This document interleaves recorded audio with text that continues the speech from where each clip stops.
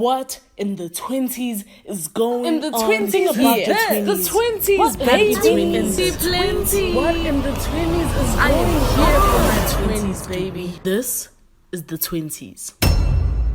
Welcome back to the podcast. I'm your host, Zama Mkize, and this is What's in the 20s, a podcast where you listen to me grow through it, baby.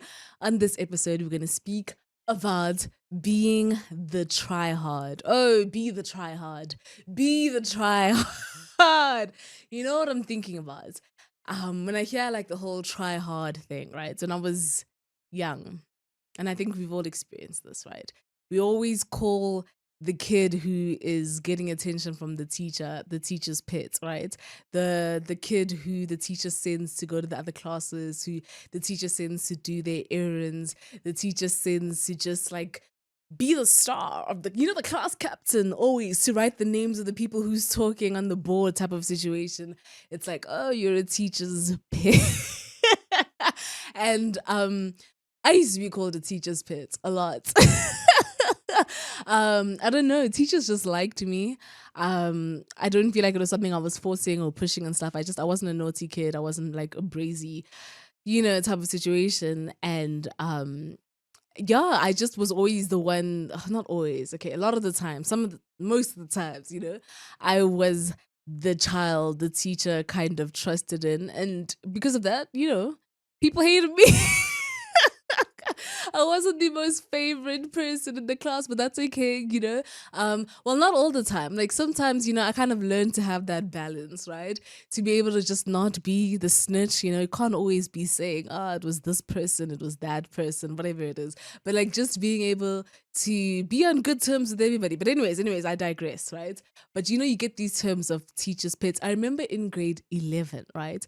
So when we all know that like the school's kind of looking out to see who's going to be the new prefects the year after, right? So the whole of grade 11, you just hear people saying, oh, are you pushing for prefect? PFP was like the term they used, like, oh, you're pushing for prefect. If they see you just like doing good or trying to be the person that stands out, or just great in leadership and stuff like that. And there's like such a weird thing that goes on, like you should feel bad for you should feel bad for wanting that role, for wanting that position, right? I was one of the head prefects when I was in high school type of a situation, but like the journey to that, even I remember there was like a weird sense of embarrassment that you would feel to even say that that's something you wanted, to even say that that's something you were trying to work towards or whatever it is, because it's like, oh look, this person is pushing P, whatever. And you just kind of look down on anyone who looks like they're trying to be seen or be exemplary, or kind of be diligent in their work, to be consistent, to be showing up and all of that kind of stuff. And I wonder, what is it? What is that thing, right? That since we're young and we grow up with that feeling of like being seen, wanting something, being seen, desiring a certain goal or whatever it is, it feels like there must be shame attached to it. Like it's such a weird, like, oh, please don't see me, like, like, but it's like you want this, but it feels like we shouldn't be able to say that we want this. We shouldn't be able to look like we want this. We shouldn't be able to put in the work to want it. And that is my my little problem there, right? I know that even if I got good grades, I was called an overachiever type of situation. Why do we say that? Oh, look, you're a bit of an overachiever, huh? You're showing off. So I kept like attaching those labels to myself, like, oh, maybe I am overachieving. But how are you overachieving for just doing well? Like, what's wrong with doing well? Why is it that you're over? Is it because you're over the average of what everybody else got or whatever it is? But like, yeah, I would feel scared sometimes. I know there's some people who do that. Like some people feel really scared to be seen as the smart one, to be seen as a leader, to be seen as the best at this, the top one in this, and all of that kind of stuff, because it feels so like the spotlight is on you now, right? And I think That's something that even into our adulthood, I think is something we feel. When we know that the group is used to performing a certain way at a certain level, the average of what everybody is doing, all of that is this kind of place, it feels different or it feels scary to want more. It feels scary to do more, to show more, to give more. I remember every time I'd get a good mark, like say I got like 80% or something, my mom would say, Zama, you know, and I don't know if this is a toxic thing to say, you'll tell me, but when your parents is just like, okay, but it's not 100%, like, you could get 85, you get 90, they're like, oh, okay, but what happens to the other 10%? What happens to the other 8% or whatever it is? What happens to those other marks? You could get two questions wrong in a test. Okay, what happens to the other two? My mom would say that and she'd be like, some of their kids in your class, that are in getting full marks for their stuff. There's something that they are doing that you need to observe. She literally said this to me. There's something more that they are doing, that they are giving, in order to attain those marks. And I used to, and this is back in like grade 5. I remember sitting in the backseat of the car. I literally remember this so vividly. And she'd say, yeah, what is it that those other kids are doing that they're able to get those marks? She'd say that to me. And I think that's when I started observing the behavior of a lot of high performers, observing the behavior of a lot of high achievers and all the rest, because those words are just engraved in my mind. Like, what is it? And I think that we need to be prepared that if you want to be a part of the group that is performing above average, there is more you have to do, more you have to give, more you have to say. You know what I'm saying? There's more time you have to invest. There's just something different you have to offer. Something unique you have to offer that will separate you. You have to be willing. You genuinely have to be willing to be a hard worker, have to be willing to work smarter, to find loopholes, to spend the extra hour more than the other students or your competitors or colleagues or whatever are doing, and I think we also need to understand that this position isolates you. Wanting more, wanting to be the best at something, wanting to be the top at something, wanting to be a part of the group that sits at the top will isolate you from the majority of people. And that includes your friends, your family, your peers, whatever. It will separate you and literally draw you out from them and put a spotlight on you. And I think that's the thing that we fear, right? Is understanding. I think we're very much aware that if we agree to embark on this journey, it means that we won't be able to be around necessarily the same crowds all the time. We won't be able to keep the same habits all the time. It'll literally separate you from everybody because there's something different you need to apply. There's a different routine you need to apply, a different set of rules rules to yourself, right? To your standards, to the way that you do things that you need to apply in order to achieve the goal that you want, in order to do. I remember in primary, in grade 6, realizing that if I kept maintaining proximity to a certain group of people, I was never going to just reach the full potential of my academic grades, of my I guess my capacity in leadership, and all the things that I could achieve because the certain group of people were interested in entertaining a different kind of lifestyle that wasn't in alignment with the things that I wanted. And my teachers even mentioned that to me. They literally had to pull me aside and talk to me about it, about Summer, we can see that there's a certain direction you're trying to take your life and things that you're trying to do and all the rest. But maintaining certain things and people and circles and all of that kind of stuff is slowing you down and inhibiting you from being, where you want to be. And because I didn't separate myself from that, those certain groups, I was unable to reach some of my goals. And that's just the truth of it. I lost out. I lost out on certain things.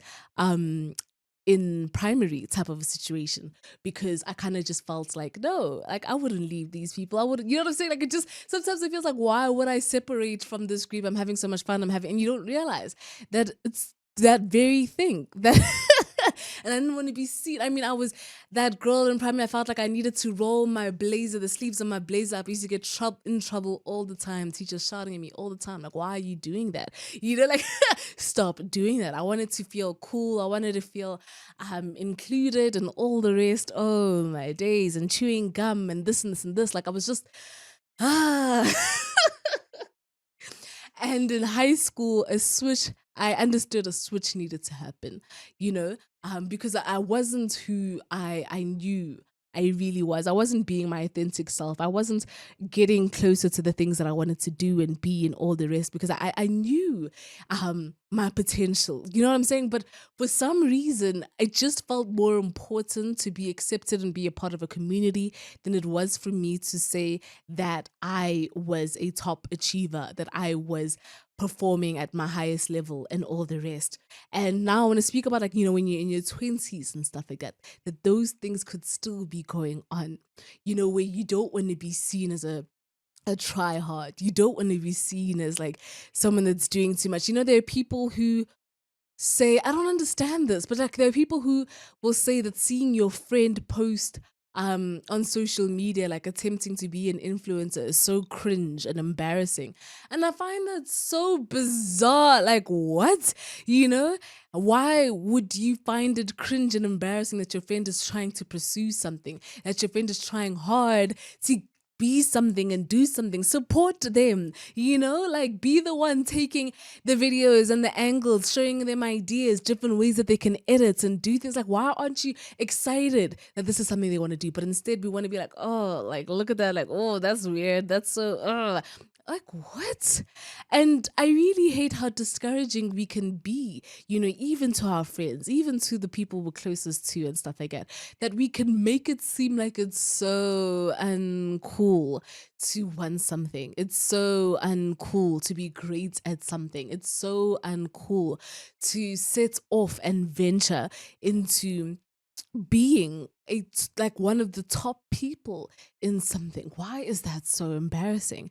And I think another thing we need to be willing to do if we're wanting to be a part of the best is we need to be willing to outwork our own potential. That is something that I tell myself all the time. Like, you think that the best you can do is here, you need to be willing to see yourself surpass that, you know, bridge that gap. Be willing to put in so much effort that you surprise yourself. So much effort that you get shocked, like, oh, I did that. Like, I only thought this was how much I could do, but look at me. I thought I could only go to gym twice a week, but now I'm going 4 times. I thought I could only I don't know, post this many episodes and this and that, but now I'm doing more. I thought I could only save this much money, but now I'm saving more. I thought I could only run this far. Now I'm running further and faster and all the rest. You know, I thought you have to be able and willing to surpass your own potential, because what you think your potential is your self-imposed limitations, because you're telling yourself that this is your ceiling. You need to constantly be thinking that whatever I'm setting as my standard, I can and one day will surpass it. I will outwork it. I will outwork my own work ethic. I think about that so many times.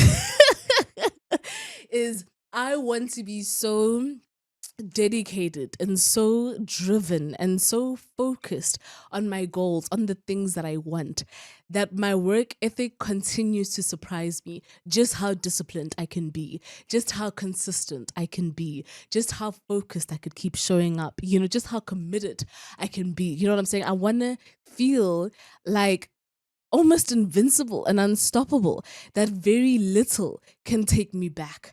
Very little can stop me. Very little can hinder me. Very little can distract me, can knock me off course. I want to feel like I can create a bulletproof kind of work ethic system that by the time, I enter moments of feeling, down or slow or or sick or just kind of vulnerable, I've already done so much that I can award myself some rest. I can award myself some time to take a break.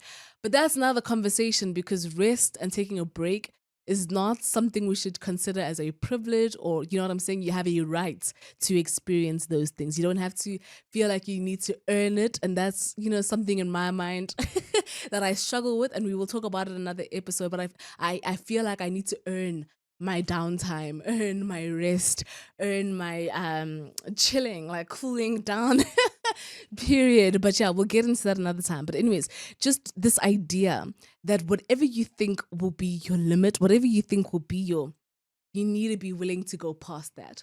And that takes time. That takes building the momentum to first reach whatever you first thought was your limit, and then building and using that momentum essentially to propel you even further, to make you dream even bigger, to make you think about things way, way more, expand kind of your horizons, right? And it happens, that only happens when you start going in motion, right? You can't fear people seeing you work too hard. You can't fear people realizing that you're actually trying at this thing. You're actually wanting this thing. So what? So what? And I think if we're going to do something with our lives, if we're going to say that I want to be a podcaster, why wouldn't I want to be the best that I can be at it? Why would I dedicate so much time planning, thinking about it, doing, whatever research, conducting, speaking to people, all of that kind of stuff. Why would I do all of that just to not want to see myself excel at it? And you need to start thinking like that with the things that you do. If you say, my mom used to always say, Zama, if you're going to wash the dishes, go do it diligently, do it with your heart and soul. Make sure it is to the best of your ability, something as simple as that. And I used to get so like, it's just washing dishes, like relax. But I was seeing that she's trying to teach me that if I don't learn how to do things to the best of my ability with the small things, how am I going to do things to the best of my abilities with the big things, with the bigger tasks, the more challenging stuff? And that's why anything and everything you do, give it your all. Why wouldn't you want to? No matter how small the role is, how small the job is, or how big it is, why wouldn't you want to show how great you can be at it? Because you have no idea how many doors doing that small little task as best that you can do can open for you. You don't know who's watching you and who could possibly give you opportunities for more, for bigger, for better, because they see how dedicated and diligent you are with what you have already been given, with what you've already been blessed with. How can you make the best use of more if you can't even fully be resourceful and utilize everything you have with what you already have going on right now? And that's something I just keep thinking about. It's like, if I don't learn things like punctuation, not punctuation, being punctual, my bad. Being punctual is so important. If you don't know how to arrive on time, plan your time, manage your time, how do you expect to plan and manage things when you get more busy? Keep asking God to bless me with more things to do on my plate, with more opportunities, with more but you can't even wake up on time. You can't even show up to a meeting on time. You can't even, make sure that you're diligent with things like that. How are you going to manage your time when there's more on your plate type of a situation?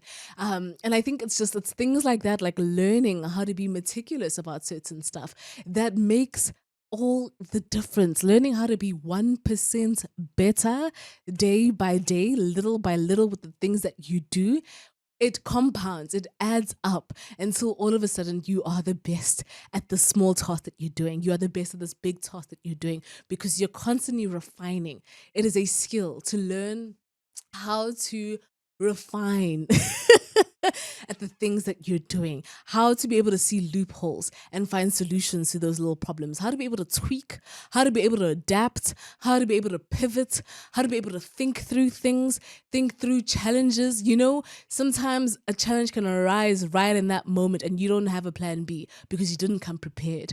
What are you going to do? Are you going to melt down? Are you going to fall apart? These are small fine tunings that you need to get in the routine. You know what I'm saying? The practice of doing and developing. If you're trying to be the best at something, be the try hard. Let them know this is something you want. Let it like be aggressive and loud about your ambitions, because who's gonna open the door for you? You know what I'm saying? If you don't ask, who's gonna feed you? Type of a situation. If you don't open your mouth, who's gonna think of, let's give this person food? Type of a situation. Be the try hard. Be the one that's putting in the extra, that's doing the more. Because I don't understand, why wouldn't you want to give it your if this is something you have to show up to day in, day out, you have to go to varsity day in, day out. Why wouldn't I want the best marks? And it's taking so much of my energy already as it is. It's taking so much stress out of me, so much time out of me. Why wouldn't I at least want to make sure I'm getting the best out of it? Money is coming out. We are pouring money into certain things. Why are you wasting that? And I think the more we can tell ourselves, I don't want to be, I don't want to fear being seen trying, being seen failing. Also, so what if you fail? So what if it doesn't work out? There's so many things that don't work out. There's so many, think about the Kardashians, right? There's so many businesses they've ventured and started that didn't work out, that are not there anymore. But there's others that are thriving, that they're doing well in, and we watched it all. We've seen it all right in front of our eyes. Things that they've started and didn't work out. So what? So what if it doesn't work out? We start the next thing. We start again. We pivot. We try over and over and over and over and over. Who cares? Who cares that much that you failed this many times? Because people are going to remember that time when you're successful. They're going to remember that time when you got it right. They're going to remember that time when you're making all this whatever, success, money, whatever you consider as a success to you type of situations. That's the part that counts, right? No one is really keeping tabs and thinking about all the times you failed, all the times it didn't work out. No one cares that much, because people have so much going on in their own lives. We cannot be this consumed and solipsistic into our own worlds to believe that people are constantly taking this like mental note of every time something doesn't work out for us. Nobody cares that much. It's not that serious. Try again, go again and again and again. Learn how to stay focused, stay committed, stay driven, stay motivated, stay dedicated. Learn how to be consistent in the things that you're seeking out to do. Don't try today, stop tomorrow. Try again tomorrow. We go again next week. We go again the week after. Learn to stay in the race. Keep your head up type of a situation. I'm trying to be so serious about these things because it's so easy. It's so easy to be like, this is too much and everybody's going to say this, everybody's going to say that. Like, you know what? Let people project what they have to say, but do not absorb the words that are coming out their mouth. Do not retain that information. Just let it pass through you type of a situation, But yeah, that's really what I want to speak about today is be the try hard. Let yourself be separated from the average, from the majority, from the most type of a situation. Be that that person that's on their way to something, that's trying to do something with their life, that's trying to make meaning out of their existence, bring purpose to the things that they want to do. So what, be the try hard, be the teacher's pet, be the whatever, the overachiever. These are just labels people give because they're too scared to do it. They're too scared to fail. They're too scared to realize that somebody else can do it and it's not you, it's not them, and they don't want it to be you. It doesn't matter, do not absorb it. Do not make that your standard or the way that you should live. It's okay. It's fine. You're still in the race. You got to keep going. You got to keep going. You got to keep going and give your best at it, at anything and everything that you're setting out to do, no matter how big or how small. Give your best at every day. Oh my word, that's something I've started taking into my life these last 2 weeks. And I've been so far enjoying it, actually. Like, I'm just telling myself, really give my best to the day, because I feel like sometimes I'll let a whole day go by and I think I really haven't given my best to today. Like, I really, like, what have I, you know what I'm saying? And now I keep thinking like, okay, let me keep doing more.